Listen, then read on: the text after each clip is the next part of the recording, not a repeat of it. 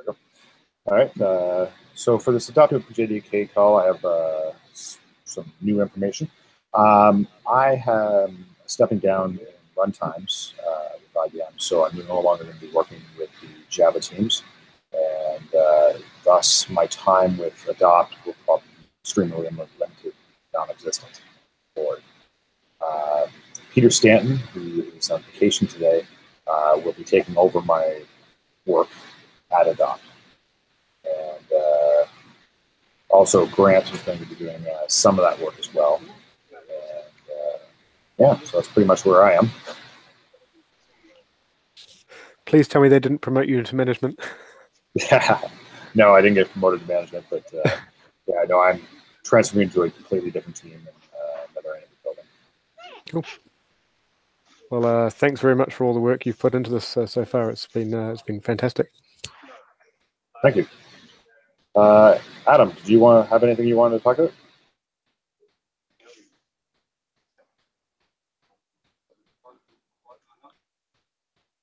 I can see him. I do not. Sorry. On mute. Okay. And all right, Martin, you want to go ahead? Yeah, so we're putting together the security group for AdoptOpenJDK, and it's going to have two functions. One is to worry about the security of the OpenJDK binaries themselves, which pretty much means liaising with the upstream projects at OpenJ9 and OpenJDK, etc., and SAP for any 0 days that might get reported, etc. But the other side of it is actually protecting the build farm itself. So obviously, as we get into the tens of thousands, if not hundreds of thousands or millions of users, we probably want to try and ensure that the binaries we produce cannot be tampered with, or certainly close down as many ways of being able to do that as possible. And it even gets to the level where we actually have to worry about protecting against probably decently sized criminal organizations and possibly even state-level actors, right? So it's actually quite a serious topic that we're going to have to get into, which we have to change kind of how we approach things. So one of the things we wanted to do to start with was just to inventory how we deal with secrets currently across the infrastructure. And my understanding is that we have the secrets GitHub repo, which contained GPG encrypted files, which people can ask for access to and get secrets out of those GPG files. We also have, I believe, Keybox. Is that correct? Yes, it is. Yeah. And I think last but not least, I think we also have some secrets stored in LastPass, which is being shared amongst probably some of the earlier members of the Adopt build farm without any real sort of formal team or structure or anything along those lines having been put in place. So I was just curious as to how the infrastructure team currently uses the secrets repo and Keybox, and if they are even aware of the LastPass facility as well. Yeah, well, I was never aware of the LastPass one. So we use the secrets repo as a backup, essentially, of where the passwords are. Now, we lock it, so part of the process is to lock up the machine so you can't actually log in with the root password anyway. You have to use the key. But in a lot of cases, it's stuff like how to get the initial root password if you're ever on the console, who owns the machine, because in some of the cases, some of the machines are personal accounts, so we don't actually have that full information, but we're trying to list out, if you have a problem with this, this is the person you talk to, this is the service provider. And along with those passwords that are there, then we use Keybox. And Keybox is what is really protecting us by managing the SSH keys across all machines. SSH keys, okay. So effectively, the GPG encrypted files contain either the login details or the contact details of the hosts, and then the Keybox actually does the key management. If I can paraphrase that back to you. Yes, that's pretty much what it does. Yes. Yeah, cool. All right. Okay.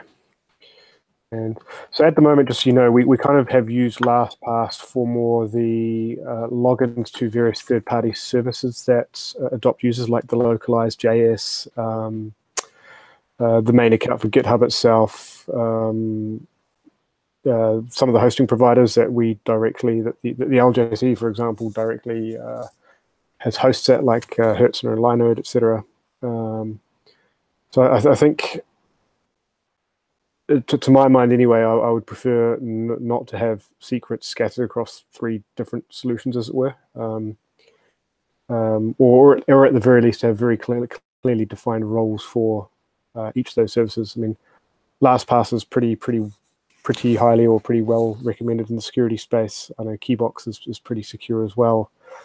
Whether we trust GitHub or not is neither here nor there. I think if those files are GPG encrypted as well, that's another good extra layer of security. And then probably the rest of it just comes. That was a thought when we first set up the secrets repo, was that even though it's set up just for certain individuals, that doesn't stop the administrator of GitHub wandering through and taking a look at stuff. So that's why we make sure we encrypted the files as well. Yeah, no, that makes a lot of sense. As an interesting aside, one of the projects John and I have worked on for the past 3 years is with trying to build applications that can talk directly to Intel's SGX trusted secure enclaves, where they try and protect keys from the cloud providers or from the system administrators. It's quite an interesting technology. And if it wasn't for Spectre and Meltdown, it would have actually been potentially quite a useful solution for us here. But never mind. I also was wondering about Keybox as well, in terms of what's our level of trust on those guys. Because are they not also essentially a single point of failure for security? It's an open source product, and it's all hosted by us. No data gets sent back to them at all. Okay. But then again, I mean, you have potential vulnerabilities everywhere. You're running this on a Linux box, so you have to secure the box itself. It has a website with a web interface, which could theoretically be hacked as well, which needs to be protected. And then even though one of the built-in things of Keybox is that I can never find out what its actual key is. You'll never tell me what its real private key is. Is that the key? Is in it's encrypting its own database type thing? That's correct. Yeah. Well, if we're hosting it ourselves, I mean, I get that we're always going to be hosting some service, and any service can have a vulnerability in it, kind of thing. My main worry was that, is this a hosted service that we're trusting someone else to store the data, kind of thing. Yeah, it may be worthwhile to also list out these things and make sure that we are checking these other providers on a regular basis that don't necessarily send push security notifications to us. Make sure that we are in fact patching as necessary for these additional services. Yeah, certainly. I mean, it's one of the extra things that I think the security and the infrastructure teams will have to work on very closely. Is stuff like I know you have listed out a nice policy on the wiki about applying regular critical update to all of the Linux hosts, for example. Whether we add an additional line there to say, okay, if there's a Linux 0-day exploit, that we need to apply that to at least the critical Linux infrastructure that we have, like the Keybox box, as an example. We'd probably need to think about policies around that. Yes, indeed, and it does come down to the severity of the vulnerability. But yeah, you do definitely want to make sure all your infrastructure stuff is all patched up immediately, and then closely thereafter everything else. That's why with the playbooks and that, I have it set so that way it automatically adds a cron job, so it'll try to patch the machines on its own. We have all the machines monitored by Nagios, which for most OSs I have functions built in there, so they'll actually tell me if they're missing patches, and then quickly notify it and then go install them manually if you have to. Okay, no, that's really great. Well, as we dig in further, we'll probably have more questions for how some of that stuff's been implemented, and we'll document as we go, I think, as we tick along. And yeah, I'm sure Adam and Gerant and Peter will have all the answers as well, so that'd be great.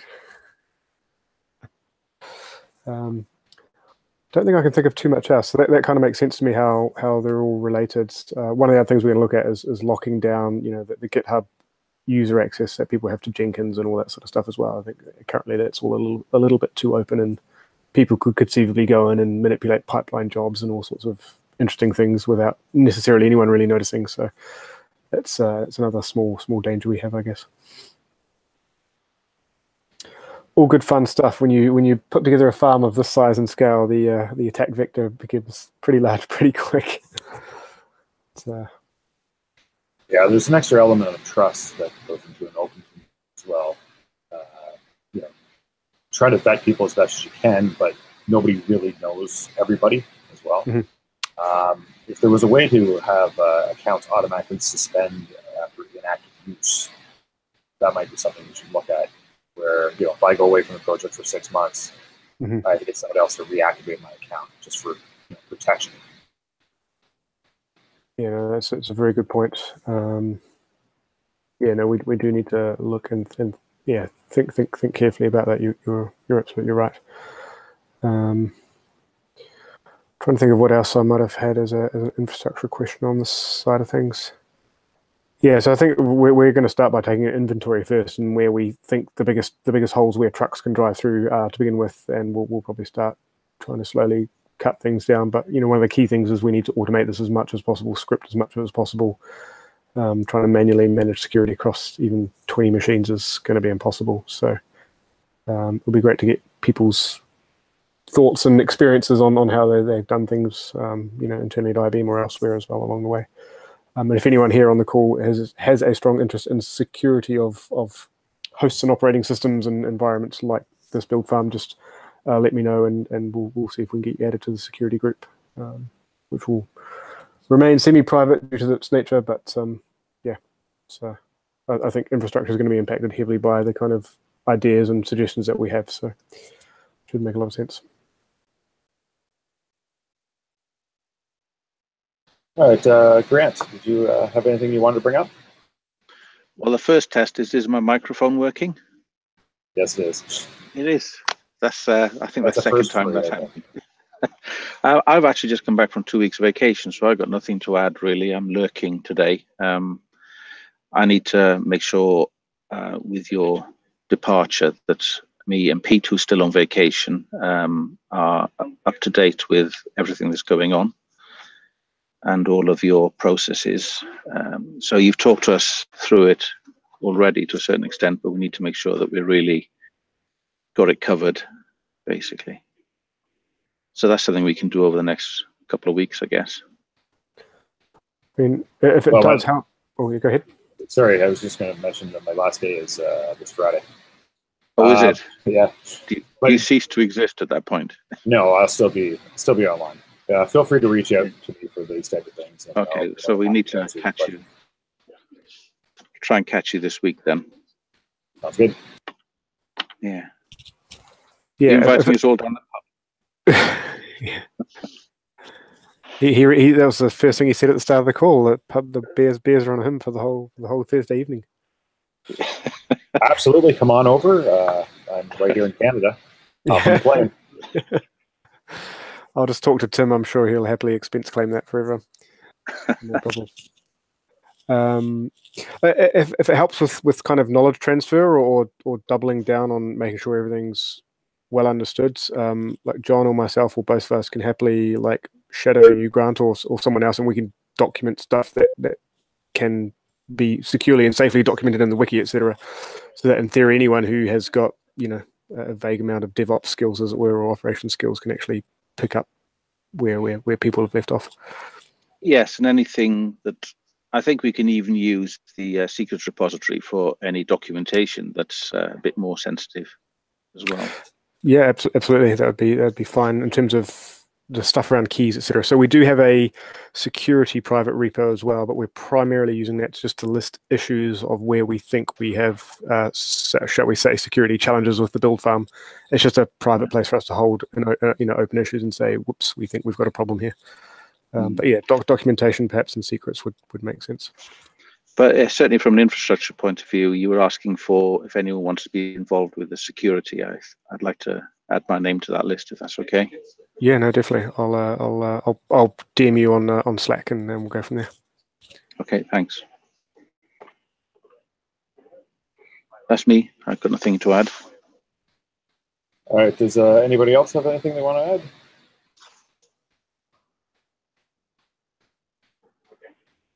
All right. Then I guess we'll end the call here. Thank you, everyone, for joining. Cheers, Brad. Bye. Thanks for having us. Come and interrupt.